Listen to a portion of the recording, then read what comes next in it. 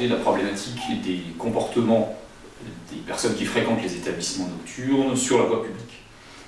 C'est une problématique qui est importante parce qu'elle est au cœur de la confrontation entre deux libertés en quelque sorte, le droit à la tranquillité pour les riverains et le droit à la libre circulation et à faire la fête, si on peut considérer ça comme un droit, des personnes qui fréquentent ces établissements.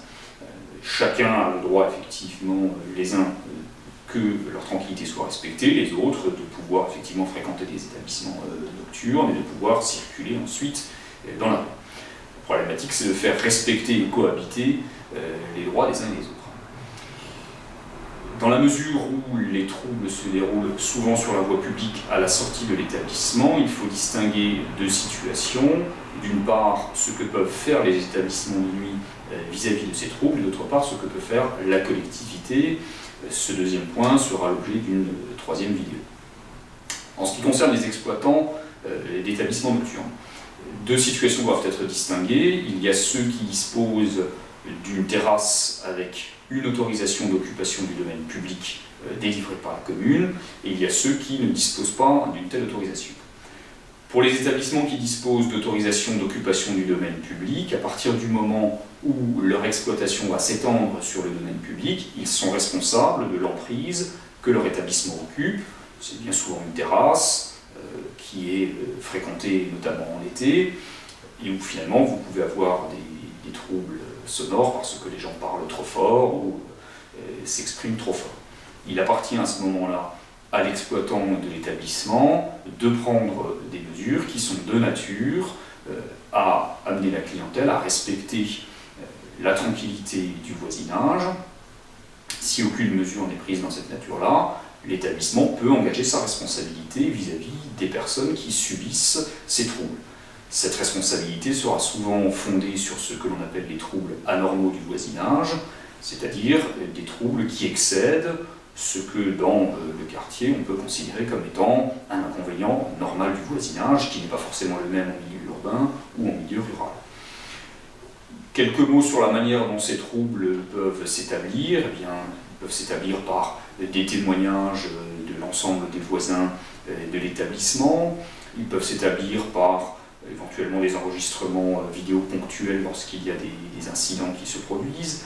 Ils peuvent s'établir par la collecte des flyers ou des prospectus diffusés par l'établissement, lorsque par exemple il prévoit une soirée particulière qui est susceptible de générer des nuisances, des concerts, des spectacles, pour démontrer effectivement qu'il y a une activité nocturne importante.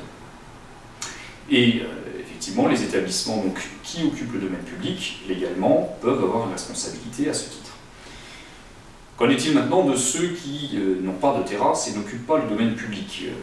La plupart du temps, leur argument consiste à dire qu'ils n'ont effectivement pas de pouvoir sur la voie publique, leur exploitation s'arrête à la porte de l'établissement. Juridiquement, ce point de vue est exact, cependant, il y a aujourd'hui tout de même à considérer une situation particulière qui est celle des personnes qui, tout en fréquentant l'établissement, le quittent pendant quelques instants pour aller fumer à l'extérieur de l'établissement, puisque la loi leur fait désormais obligation de ne plus fumer à l'intérieur de l'établissement. Dans la mesure où ces personnes fréquentent l'établissement, quand bien même sont-elles aux abords de celui-ci sur la voie publique, il a déjà pu arriver que les juridictions considèrent qu'il y a tout de même de la part de l'exploitant une responsabilité vis-à-vis de ces personnes qui fréquentent l'établissement, et un certain nombre d'établissements ont bien compris, prennent des mesures préventives, ont un portier ou bien des personnes qui circulent parmi les usagers pour les inviter effectivement à respecter la tranquillité des personnes qui habitent le quartier.